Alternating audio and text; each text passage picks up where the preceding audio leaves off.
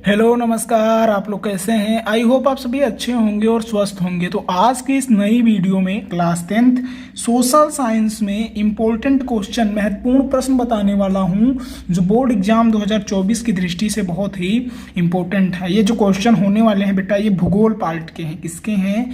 भूगोल पार्ट के चैप्टर 1 से हैं। किससे हैं? चैप्टर 1 से क्वेश्चन है और ये बोर्ड एग्जाम 2024 की दृष्टि से इंपॉर्टेंट है।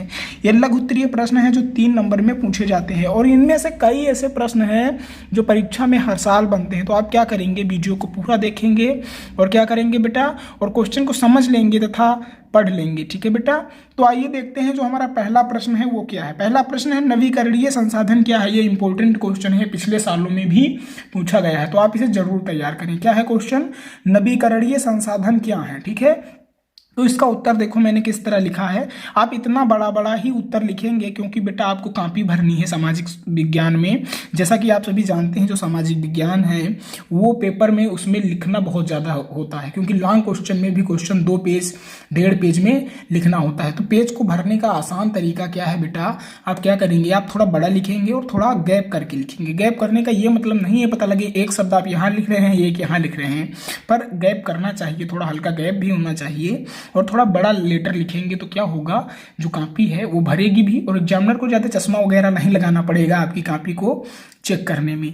तो क्या है बेटा, इसका उत्तर हम देखेंगे कि जो नवीकरणीय संसाधन होते हैं वो क्या होते हैं। वे संसाधन जिन्हें भौतिक, रासायनिक या यांत्रिक प्रक्रियाओं द्वारा नवीकृत किया जाता है। ऐसे संसाधन, कुछ ऐसे संसाधन होते हैं जिनकी पूर्ति की जा सकती है फिर से या पुनः उत्पन्न किया जा सकता है। ठीक है, जिन संसाधनों को पुनः उत्पन्न किया जा सकता है वो क्या है बेटा, नवीकृत या पुनः उत्पन्न किया जा सकता है। उन्हें नवीकरण योग्य या पुनः पूर्ति योग्य संसाधन कहते हैं। ठीक है बेटा, जो नवीकरणीय संसाधन होते हैं उन्हें नया या पुनः बनाया जा सकता है। ठीक है, तो वो क्या है बेटा, नवीकरणीय संसाधन कहलाते हैं। जैसे सौर ऊर्जा को बेटा हम फिर से बना सकते हैं, पवन ऊर्जा को भी हम फिर से बना सकते हैं। तो ये जो उदाहरण है वो किसके हैं बेटा, नवीकरणीय संसाधन के उदाहरण है। फिर दूसरा क्वेश्चन क्या है बेटा, संसाधन नियोजन क्या है। जो संसाधन नियोजन है वो क्या है और संसाधन नियोजन क्यों आवश्यक है, इस पर आपको आंसर लिखना है। बहुत ही आसान क्वेश्चन है, इसका उत्तर आप देखेंगे कैसे लिखेंगे। उत्तर देखेंगे, संसाधन नियोजन से आशय उपलब्ध संसाधनों की पहचान है। संसाधन नियोजन क्या है बेटा, संसाधन नियोजन से जो आशय है, हमारा तात्पर्य है वो क्या है बेटा, जो हमें उपलब्ध है साधन, जो हमारे पास हैं उनकी पहचान करना और मात्रा के साथ साथ उनके उचित विकास से है। हम उसकी विकास कैसे कर रहे हैं, जो संसाधन है उससे हम अपने विकास में कैसे सहायता ले रहे हैं, ये भी आवश्यक हो जाता है, तो उसे हम संसाधन नियोजन कहते हैं। संसाधन नियोजन की आवश्यकता निम्न कारणों से है। किन कारणों से है इसको आप देखेंगे।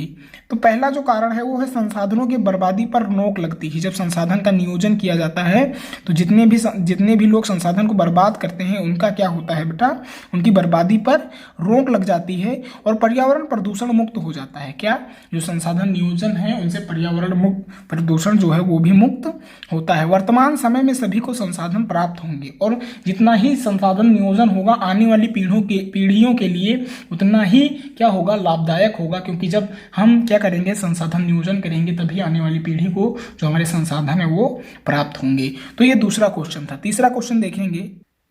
तीसरा क्वेश्चन है बेटा, काली और लेटराइट मिट्टी में अंतर लिखो। बहुत ही आसान परिभाषा है, आसान अंतर है और ये परिभाषा भी पूछा जा सकता है। इंपॉर्टेंट क्वेश्चन तो बहुत है, ये 3 नंबर में पूछा जाएगा। अगर आप इतना लिख देते हैं ये मेरी गारंटी है कि 100% फुल नंबर आपको मिलेंगे। तो बेटा काली और लेटराइट मिट्टी में अंतर आप समझ जाएंगे और क्या परिभाषा इसकी भी लिख सकते हैं। 2 क्वेश्चन बन सकते हैं इससे। काली और लेटराइट जो मिट्टी है उसका परिभाषा लिखिए या क्या तात्पर्य है ये भी पूछा जा सकता है, या काली और लेटराइट मिट्टी में अंतर लिखने को आ सकता है। तो काली मिट्टी देखेंगे, पहला अंतर क्या है, इसका निर्माण ज्वालामुखी क्रिया से बनी लावाकृत शैलों के अपक्षय से होता है। किससे होता है, लावाकृत शैल के जो अपक्षय हैं उससे किसका निर्माण हुआ, काली मिट्टी का। और लेटराइट मिट्टी का, इसका निर्माण उष्णकटिबंधीय क्षेत्रों में तीव्र वर्षा द्वारा निक्षालन की प्रक्रिया से होता है। किसका निर्माण बेटा, लेटराइट मृदा का।